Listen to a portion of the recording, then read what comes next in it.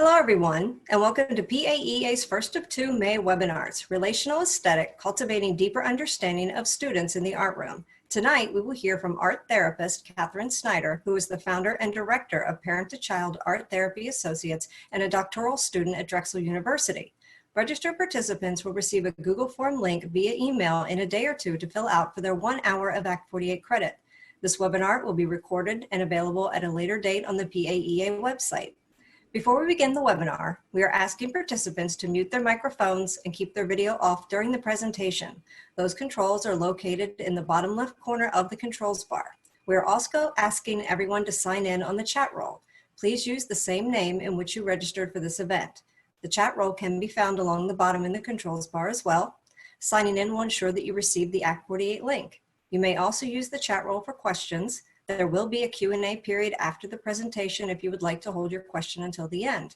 Let's get this webinar rolling. Catherine, take it away. Great, thank you so much, Jill. I'm going to start by sharing my screen. Here we go.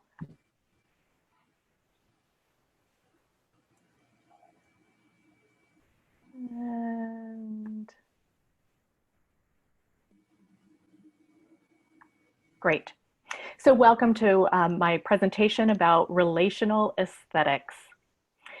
To start, relational aesthetics is about using art in multiple ways with our students to know and understand them better. Aesthetics encompasses more than our observations of style and form and includes our sensory, emotional, and cognitive responses to artwork. This paper will explore ideas of aesthetics through a relational lens to support using relational language, processing of content and meaning in art, and aesthetics in the classroom to enable students and teachers to dialogue about their art and the artwork of others as a way of understanding self, the larger world, and one's place in history and contemporary society. In doing so, we not only enlarge their view of the importance of art and creativity, we also learn more about our students and supporting their overall growth. So, whoops.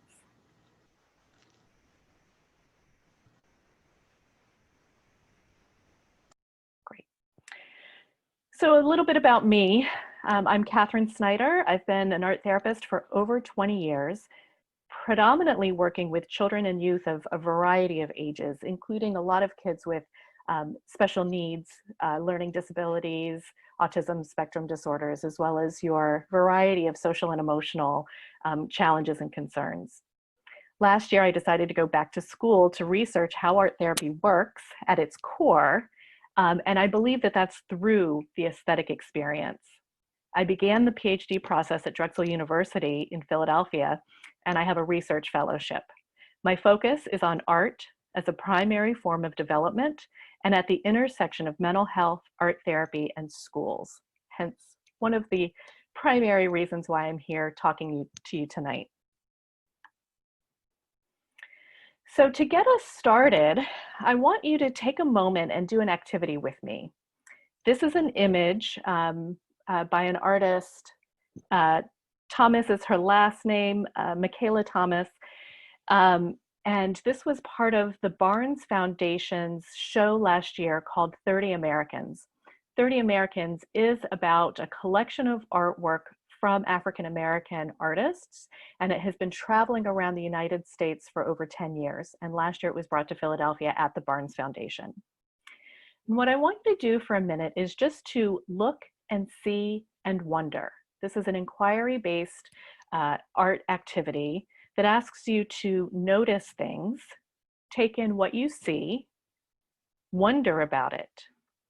So what I want you to consider for a moment is what do you wonder about this image, this person, the artist, or the work? What do I think? What do I feel? What do I sense? And please feel free to drop that information in the chat bar.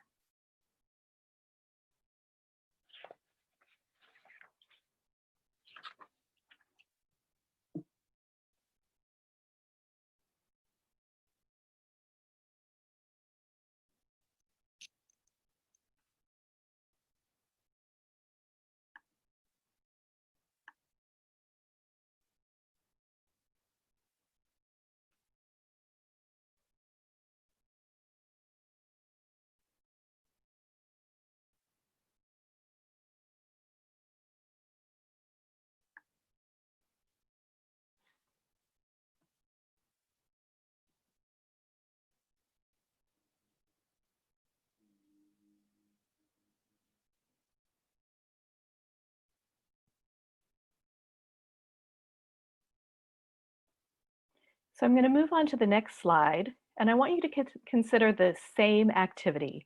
Look, see, wonder. Notice and ask yourself, what do I see? How does it make me feel? What do I think about this work?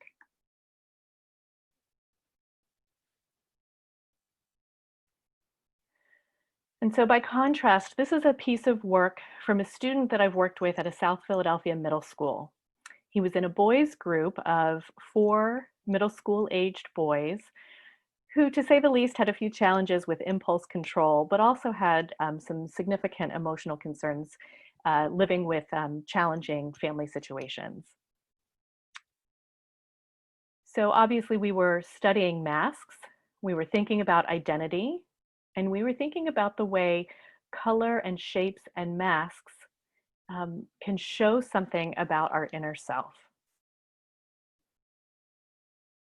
And we used the same activity to look, to see, to wonder, and to notice about each other as a reflective practice.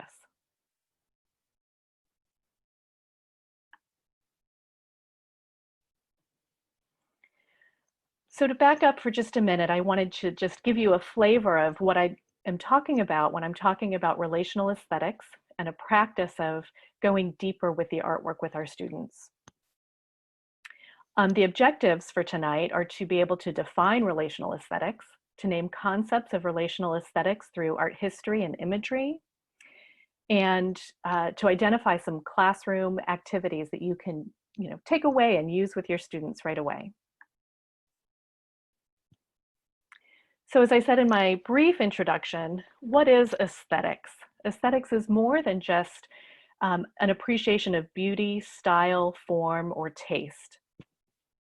Philosophers through the ages have relegated aesthetics to a matter of beauty, genre, or style, something that an art teacher might hold in mind as they develop their students the skills necessary for being a practicing artist, thinking about the art market, or the larger sphere of art in general. Beauty and pleasure seem to be understood as proper goals for art education. Art therapy, on the other end of the continuum, has never really focused on beauty or pleasure per se, although we do love it. But we're focused more on self-expression in an effort to support people, namely, our clients, with identifiable emotional and developmental needs towards resolving their inner conflicts or concerns. A broad understanding of perception, production, and response to art and interactions with other objects and things such as food and music are also included in the aesthetic experience, according to a neuroscientist who studies neuroaesthetics, Anjan Chatterjee.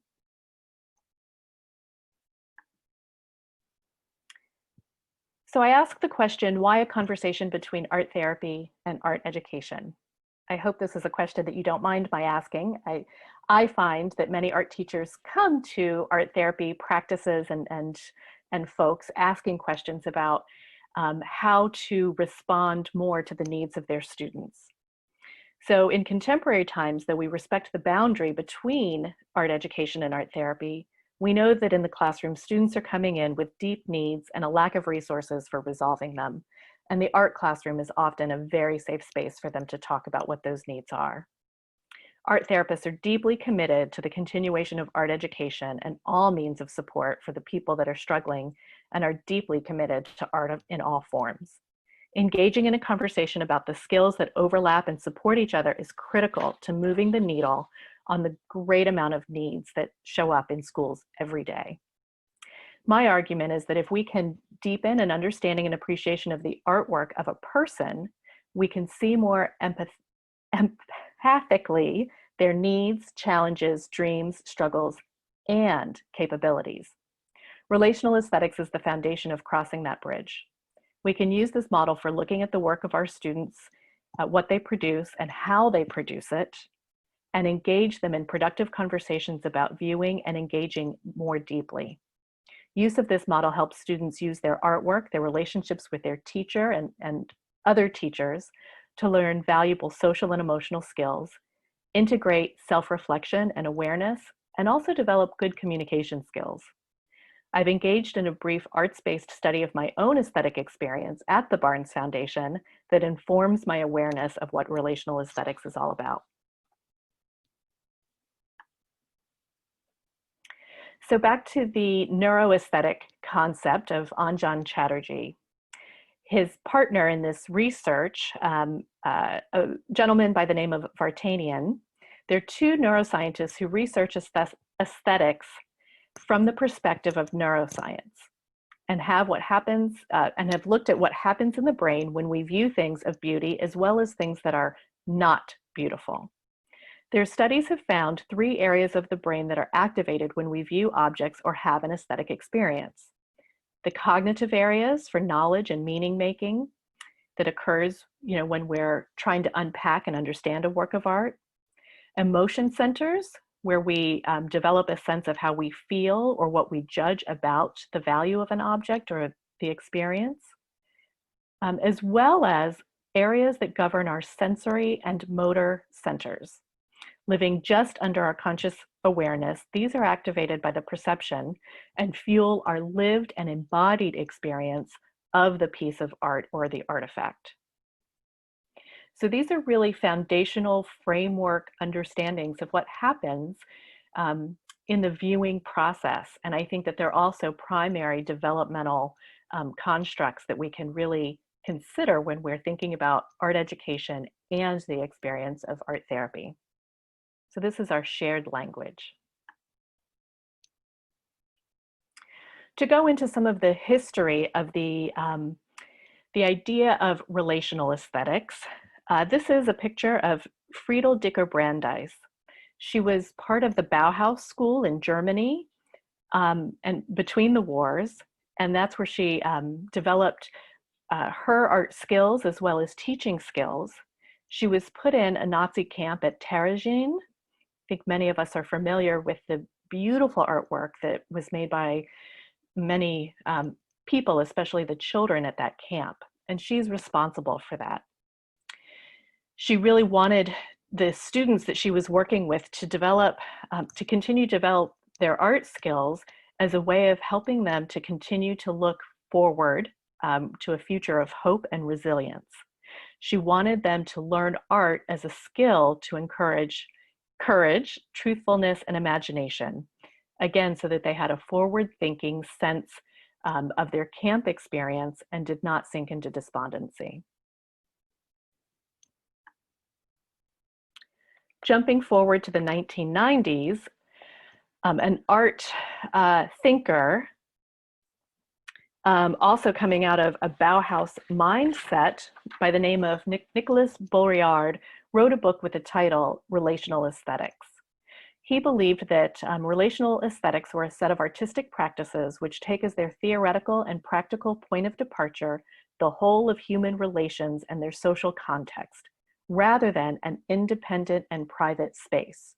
So his idea was to move away from an art for art's sake as an independent artist's practice and into the realm of what does this do for society? How do people interact and engage with artwork as a way of facilitating information exchange, meaning, and even community change? This movement placed an emphasis on the social engagement that could happen between the artist, their work, and a community of viewers to enhance and create connection. He really rejected the idea of the object itself, but really wanted art to be an interactive and engaged process. So this image here is one of the images from his book. It's by an artist named Thomas Hirschhorn. It's called Bataille Monument from 2002. And as you can see, it's a whole installation in a community. It looks like a parking lot, but the art is all about sitting at those tables, engaging, asking for food, and making things all over the construct. So over time, this installation changed quite a bit, and he really believed in that creative, synthetic, and constructive to destructive process. So just as much as the piece was transformed on site as people added to it, the deconstruction of it was also a part of this experience. In contemporary medicine, we're now starting to talk about it, the idea of social prescribing. So it's a term that's coming out of medicine and public health policy, where we're talking about ways to really promote social connection as a primary source of health and healing. And I think this idea that Baudrillard really announced speaks to that, creating places where people can come together, be creative, as well as just meet and engage. The idea of relational aesthetics also comes out of a thinker by the name of Gell and his philosophy on art and agency. So he looked at the anthropology of art and really discussed the interaction between the viewer of art and the artwork itself. And it has a similarity as if the artwork itself were a living being in his mind. There's agency in creating and engaging in active engagement with the artwork. There's an emphasis on a network of social relations that an artwork is embedded in. It's a performative, active, and change-involving part of the world. It's not about semiotics per se, meaning the thing that is symbolized or signified, but it's about interaction and dialogue across history and time. So artwork doesn't serve the purpose of just being a beautiful image on the wall, but there's a dialogue that takes place. There's a thread through history of what that dialogue means and how it changes and how it comes forward to make meaning in contemporary society. This is the work of Anne Hamilton called The Event of a Thread. I'm not sure if you're at all familiar with her work, but her works are these large installations that involve fabric, light, sound, and other sensory experiences. This is just a snippet of a piece of this work, which was in a large warehouse, and there are multiple swings throughout the warehouse that people are encouraged to play on, as well as lie down underneath and watch others swinging in front of you. She really believes in involving the senses of the whole person, including their sense of joy and other elevated feelings. She says that play is engaging. She says hand as a sewing hand, weaving hand, connection between text and textile. And it's also after some Bauhaus concepts.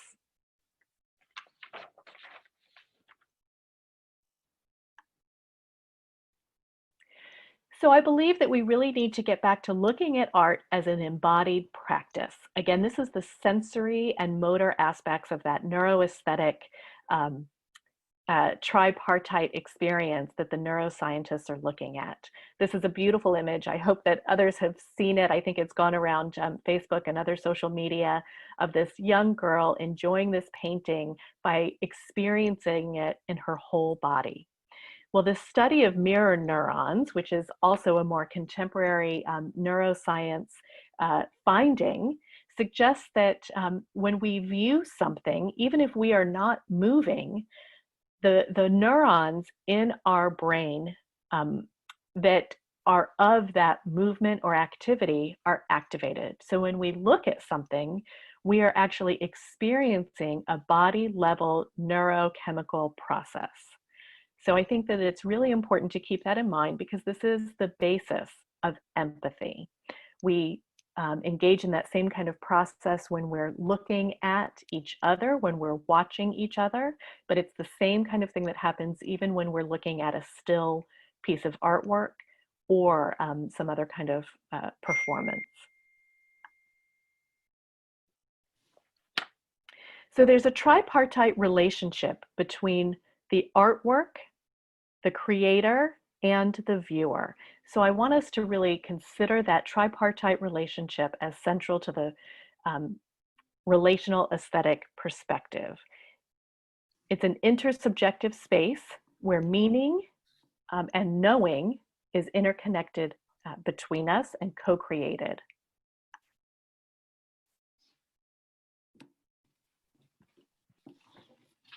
And this is a quote from Kathy Moon, who is an art therapist, who says, art is shaped by and shapes human perceptions and experiences.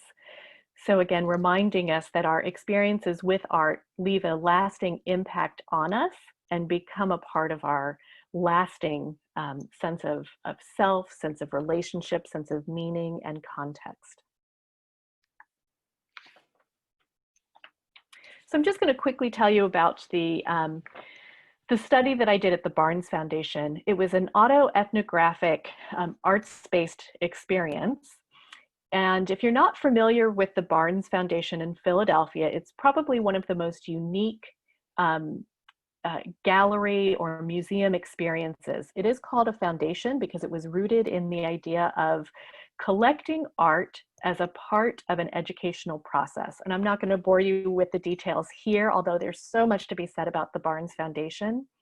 But this semi-transparent image in the back gives you a little flavor of the way that Dr. Barnes arranged his artwork. So Albert Barnes lived just outside of, well, he was born in Philadelphia, but lived just outside of Philadelphia and began collecting modern art in 1912. He was one of the first people to go over to Europe and bring modern art to the United States. And it was quite shocking to the people at the time. Because it was so new and different, Dr. Barnes took it upon himself to unpack the aesthetic experience and aesthetic awareness to understand what is important about art, especially this new and modern art that didn't sit so calmly with him when he first viewed it either. So after years of collecting modern art and as well as masterpieces from across Europe, he also started to collect African art and sculpture, German art, folk arts from across central Pennsylvania. And he landed on 4 elements of art that he found to be the most important in terms of aesthetics. That was line, light, color, and space. Out of my own autoethnography, these 12 themes emerged as really important ways of understanding the art experience, especially in the context of the Barnes Foundation. First of all, this disruption of our usual aesthetics is really critical. So it's the idea of the shock of the new.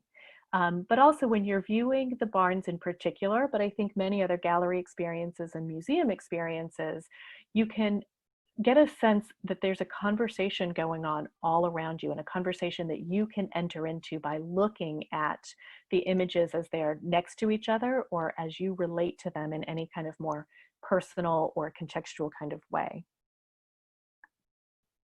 This is my structural analysis of that experience, which relates some of these themes to the sensory motor or perceptual, emotion, and cognitive aspects of the framework from neuroaesthetics.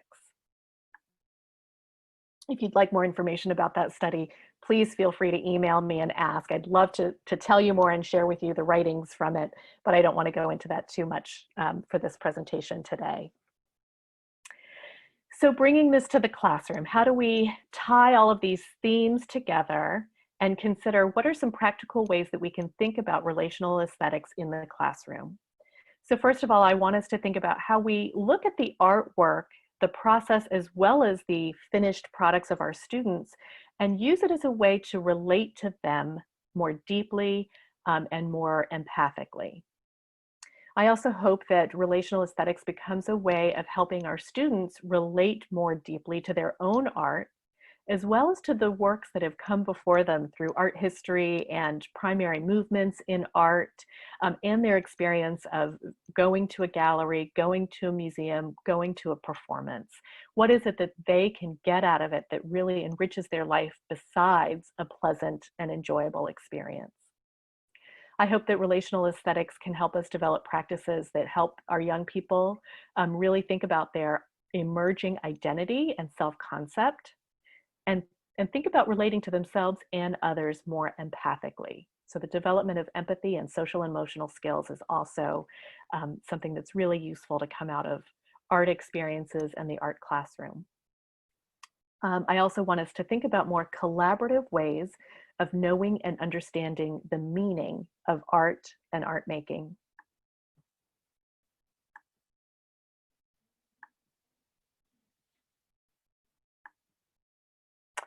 all of a sudden my screen has frozen.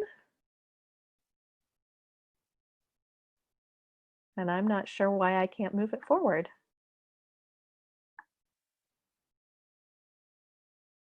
I'm going to stop sharing for a moment and see if I can fix that. Oops.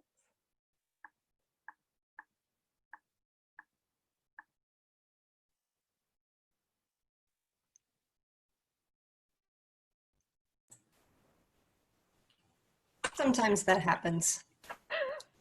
I apologize. It's Okay. fine. Usually if you just stop and then reshare, sometimes it just takes a second or two to catch up. Yes.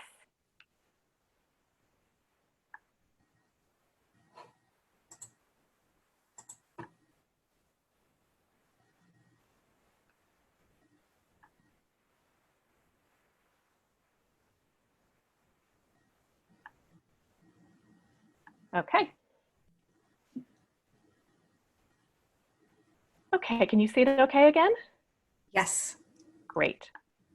Okay, so, so engaging our students through aesthetics, we want them to really learn more deeply how to see, feel, do, relate, and connect to their artwork.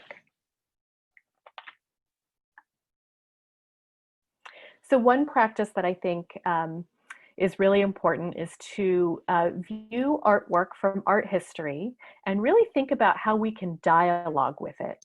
This is that see, think, wonder experience, dialoguing with the artwork and writing about the artwork. So by dialoguing, just like with that first image and this Vermeer image on the left, you can easily have a conversation with the person that you imagine in the painting. Beyond that, when you've got a work more like the Chagall on the right, you can really think about what are those characters doing in all sorts of ways. What is the context that they're living and moving in? How does it make us feel? What do we wonder about it? So I think having a relationship with art through art history and really spending time with it, writing poetry about it, writing phrases about it, writing dialogue about it can really enrich the experience. Also, making art that's in response to what we see and experience. So an art therapy practice of responsive art making helps us understand our clients better by thinking about what is the visual and perceptual experience that I am experiencing after engaging with this student, after viewing their artwork, after having an encounter with them. So having our own reflective art making process and then teaching it to our students about some of their experiences with art out in the world. Immersive art experiences. This is also a Philadelphia favorite. This is Isaiah Zagar's Magic Gardens. This kind of sculptural collage work is all over Philadelphia. He's known for these mosaics that are tiled throughout much of Center City and South Philadelphia. And this is along South Street in South Philadelphia. It's a large, it had been an abandoned lot for many years, and Isaiah had taken it over by creating this immersive folk art place. So just like the Anne Hamilton work, where the invitation is to really be a part of the artwork and experience it, I think that there are lots of places across the state and in lots of towns that can do the same thing for us. We can even create them ourselves in our classroom for students to understand more of an immersive experience. So having a gallery walk with students. I really like to encourage us all to be inventive with this as well. So lining up artwork, whether it's of one student or multiple students, can really encourage that kind of cross-image dialogue that I talked about earlier, the conversations that can be had by juxtaposing images. So I really encourage us to be creative with how we juxtapose and lay out artwork and encourage students to move around and really experience it from new perspectives, experience it from moving our bodies in different ways in response to the artwork, and thinking about dialoguing with it in a large or small scale. Okay, and finally, I have some questions that encourage us to really help our students go into more depth with looking at artwork. So I've included a handout that has these questions as well as some others that encourage you, the art teacher, to go deeper with your experience with your students' artwork. But it's things like, you know, what speaks to me? How does this make me feel? How do I relate to this? What conversation is happening between me and this piece of artwork? And what else do I need or want to know? So this is a good place to start, and I'm sure you can think of many others. And finally, this is a piece of art here in Philadelphia in Fairmount Park by the artist Martin Puryear. It was developed conceptually in the 80s and finally installed in 1992. Mr. Puryear would say that this is an amenity rather than a sculpture. It's called Pavilion in the Trees. So as you can see on the right-hand side of the piece, there's a walkway that leads from, you know, a higher elevation, and then as you walk across, you're moving into a structure that feels more like a tree house, because as the land falls beneath you, you're more in the canopy of trees. So again, thinking of the ways that we can really immerse ourselves in art and nature and an aesthetic experience to experience art in a new way. So thank you. That's my primary paper to present to you, and I'd like to open it up for questions. All right, so everybody, you may use the chat roll to type in any questions or comments you have for our presenter. You may also ask a question live by stating in the chat roll that you would like to ask a question. The presenter will call on you. You may then unmute yourself and ask the question. It is your choice to leave your video off or turn it on at this time. We are leaving it up to you to decide on your level of privacy, how muted or seen you are comfortable with, as this recording will be housed on the PAEA website.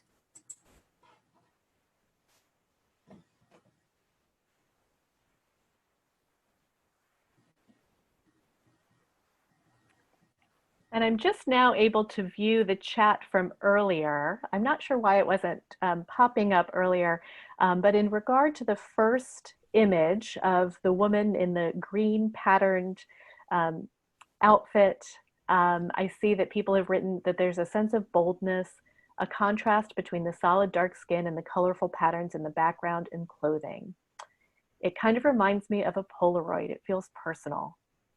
I wonder if the darker pink on the cheek represents something or was accidental. I see a face that seems to hide meaning.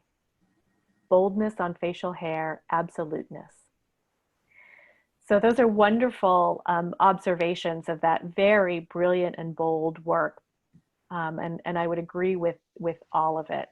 And I think that by starting to ask those questions, we can really wonder, what is the artist trying to say here? And what am I getting out of it? How am I relating to it? What kinds of thoughts and feelings come to mind that can be personal to me, not just to the artist and the subject of the painting?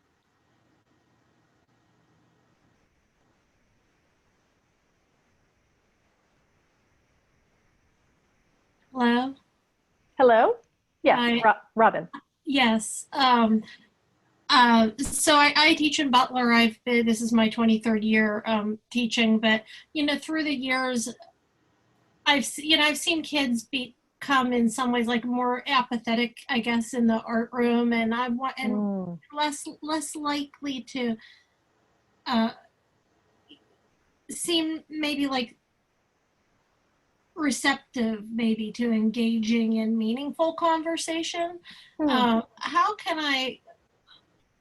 Do you have any suggestions for ways to get kids to really be receptive to that in the art room? I have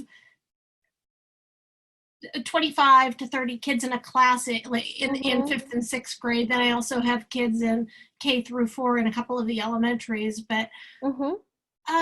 it's not that they don't or they won't engage at all, but I guess like how we could sit and discuss these things to get genuine responses from students and really be able to, you know, to get to know the kids better. Mhm. Do you have any suggestions for ways um, to bring this aspect into art class more, I guess? Mhm. Well, I think to start, especially with 5th and 6th graders, you said is your primary It's one group. of my schools. I have around 10 classes at that level. Then I have Yeah, around 20 some at K through 4 as well at other buildings. great, Um, great. Yeah, so kids in 5th and 6th grade are developing such self-consciousness. It's a great time for them to really be um, still open and receptive, but they're starting to recognize that the world is a big judgmental place and they're not sure where they stand in yes. it. So I think a couple of things come to mind. First of all, if you have an opportunity to help them sort through art images and find things that are really appealing to them, um, including things that you might find through social media. One of the studies that I'm doing at Drexel is thinking about the way that kids are in a visual culture in a new way through social media. And they're using it in sometimes very imaginative and creative ways. So, thinking about bridging that gap between what is fine art and the stuff that we've loved through our history with gallery experiences and museum experiences that we already have kind of locked in our mind of the things that really excite us, but really putting ourselves in the shoes of what are they looking at and how can we help them understand that there are concepts of art in that. So not only finding art genres that might be a little bit out of our usual viewpoints, and what might be of interest to them, but also finding out what are they already creating and seeing and doing, and how can we help them see that concepts from art are already there, and they can be part of that making and creative process with a few more skills and with more dialogue about what goes into meaning making and what goes into aesthetic worlds. So that comes to mind, is really thinking about how can we be in their world and bring that to the table in the forefront, as well as thinking about the way that art can step out of real traditional bounds. So thinking about like the Isaiah Zagar Magic Garden, that's an assemblage of found objects galore, and you can engage them in finding objects like that and putting it together in assemblage and dialoguing around what the meaning of individual parts of it are, as well as how you put it into a whole. So in my mind, that can be an individual practice, like an individual student can do that kind of assemblage making, or perhaps to really invite dialogue is to have the whole class working on it together. And so then you can think about the way that individuals bring objects that are interesting or meaningful, and then how they put it together in a collective, responsive way. Is that helpful? Those are great suggestions. I'm jotting things down here Great. while we're talking, um, because I struggle with that, the idea of doing and bringing into things what the kids will enjoy, because I also work with a colleague who at the middle school level has the majority of the classes there. She has there are around 40 classes and she has 30, and then I have 10 of them, and I have Mm-hmm. both grade levels, but she has both grade levels. But um and I'm seeking ways to make it more meaningful for the students and to make it things that the students will have fun with as well, because when they have fun, Mm-hmm. then of course they, I think they learn more when they're having fun too. Absolutely. And I want to keep it fun, but I struggle between, whereas she may want to, show that, these different artworks or different styles of art, or a certain set of things that she wants to do, but then I always wonder, well, if I'm bringing what the kids, or things that the kids may have fun with that way too much into it, am I disserving them by maybe not teaching as much to the art history in the traditional sense as she is, or because we do have that freedom that we're not,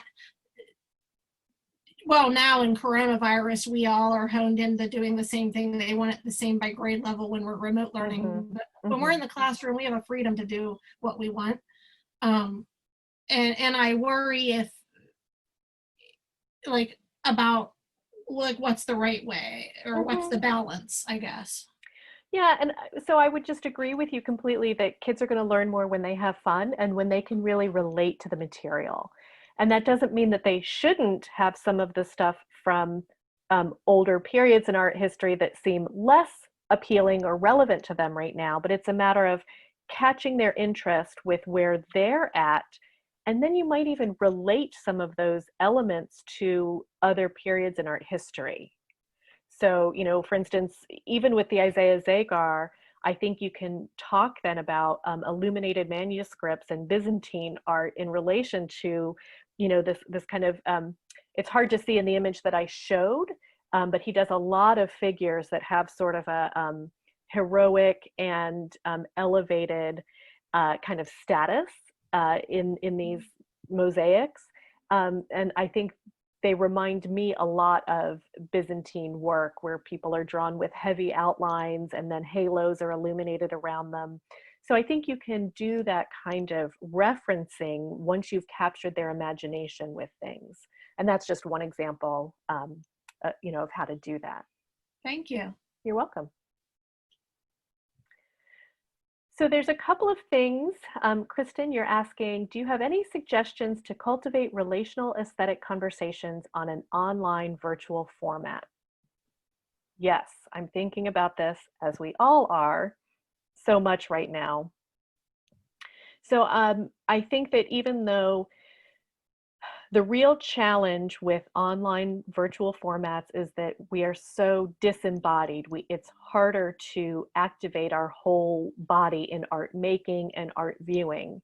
However, it is a really unique time in terms of taking advantage of online resources to visit some place, some art museum, some collection, artwork that's really far from home that you might not normally consider because it is so far from home.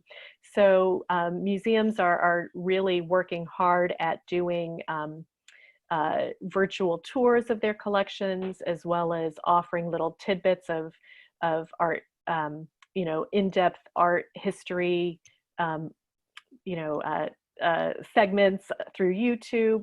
So there's some of that, and I think that offers a nice way of being able to take your time and look at art, because you can freeze it, you can look at it in a static way, but again, it can be art from anywhere, which sometimes falls off of our radar because we're so used to the collections that are near at hand.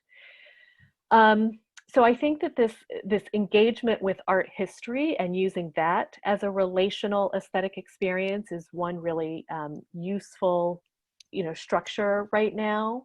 Asking them to spend time looking at the artwork, writing about it, doing response art on their own end, and then sharing it back with the class, because that is, again, the benefit of some of this technology is that we can share screens.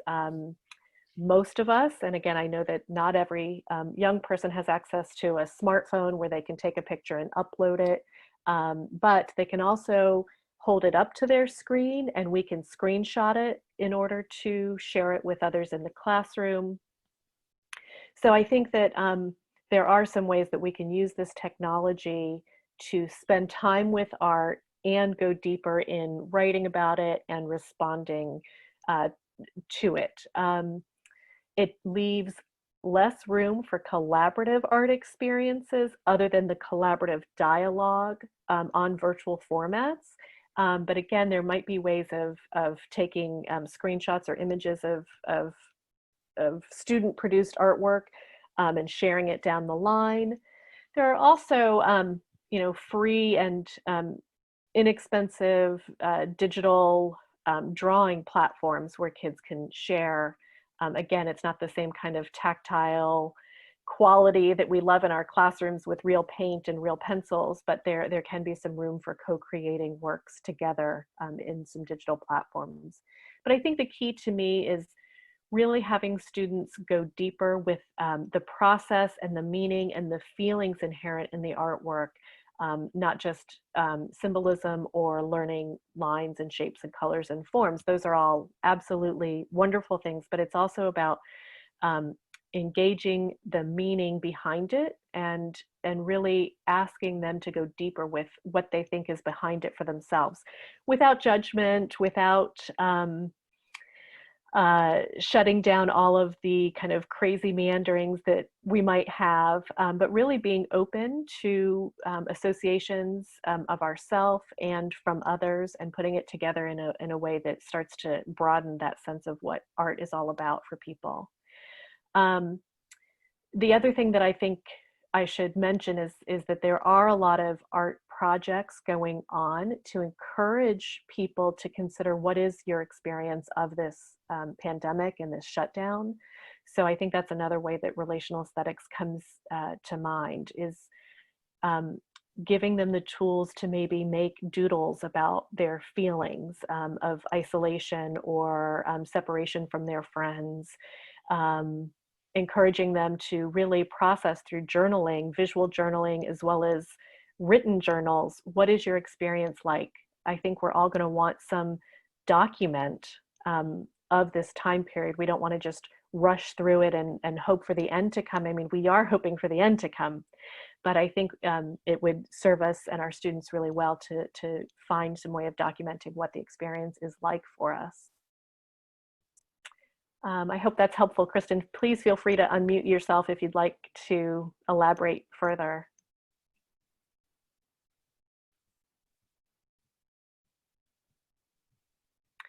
And I'll note, because I think this fits right in, Angela says, I have noticed that sometimes students are more likely to share observations and opinions digitally rather than in person.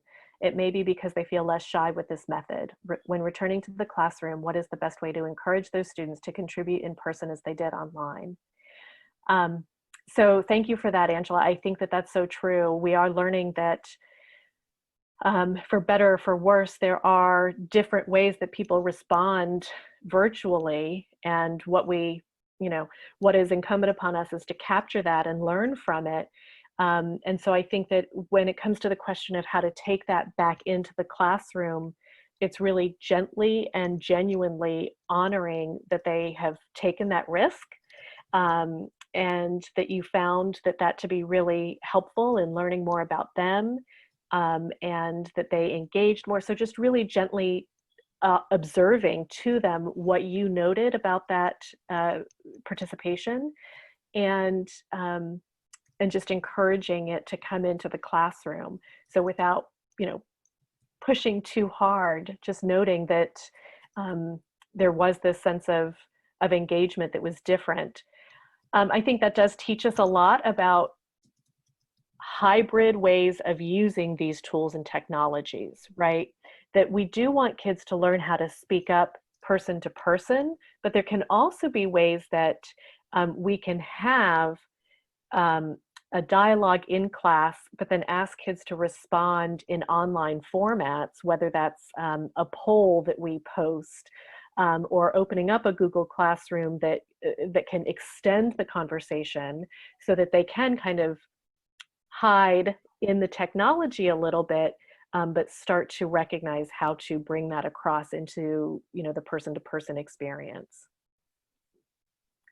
And Robin notes, I've grown closer to the students and parents I serve during this time of remote learning because of the dialogue. Yeah, I think that,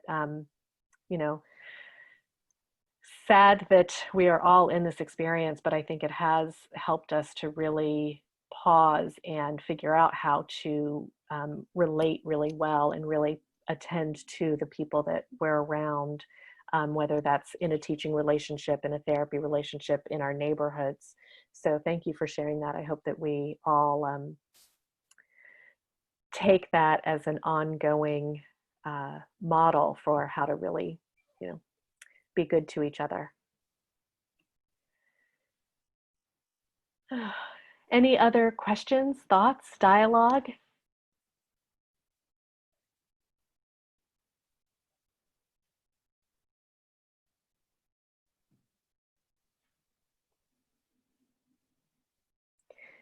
Well, I certainly welcome the ongoing dialogue.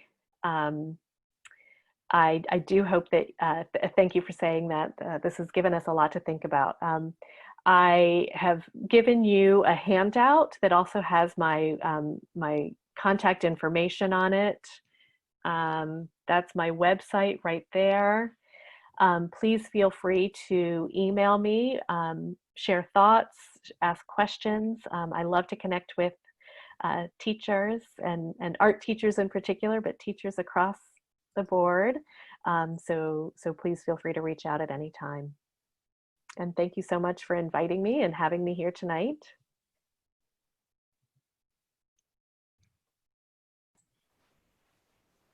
Yes, don't forget to download the file that's at the top of the chat roll. That's the handout with some questions that invite depth. And yes, thank you so much, everyone. All right. Well, unless anybody else has some questions, I guess we'll go ahead and move on with our closing. And thank you, Catherine, for the very, very relevant information for this time. Again, I think this has given us a lot to think about, and I'm sure that everybody has walked away with a lot of great information that can be transferred into the classroom and in our online situation. Yeah.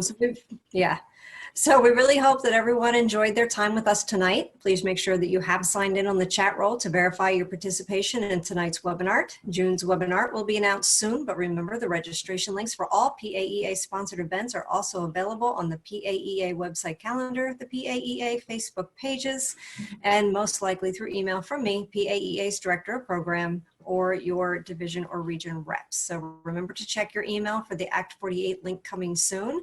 And unless anyone has any other questions, I've seen lots of thank yous pop up. Yes, this was wonderful. So I don't see any more questions popping up at this time. So I guess we're going to go ahead and call that a wrap. Thank you very much, Catherine. You're welcome. Thank you so much. And good night, everyone. Good night, everyone.